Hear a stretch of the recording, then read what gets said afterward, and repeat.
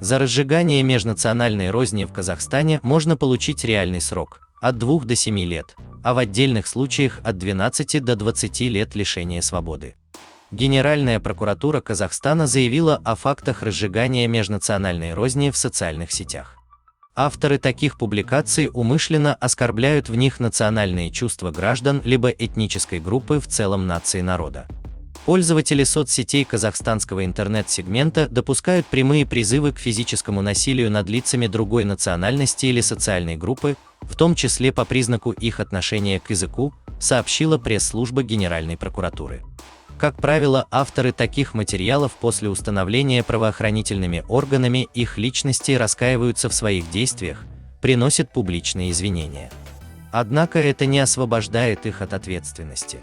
Высказывания и призывы такого рода, в том числе совершенные с использованием СМИ или сетей телекоммуникаций, запрещены Конституцией и влекут уголовную ответственность по статье 174 Уголовного кодекса от 2 до 7 лет лишения свободы.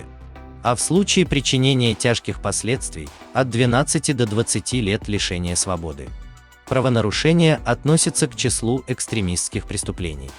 К ним не применяются условное осуждение, условно-досрочное освобождение, замена неотбытой части наказания более мягким видом наказания, либо отсрочка отбывания наказания.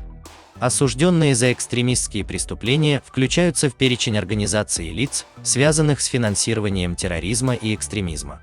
На период включения их в перечень они ограничиваются в распоряжении своими финансами и имуществом, осуществлении определенных банковских операций, получении услуг нотариусов и страховых компаний.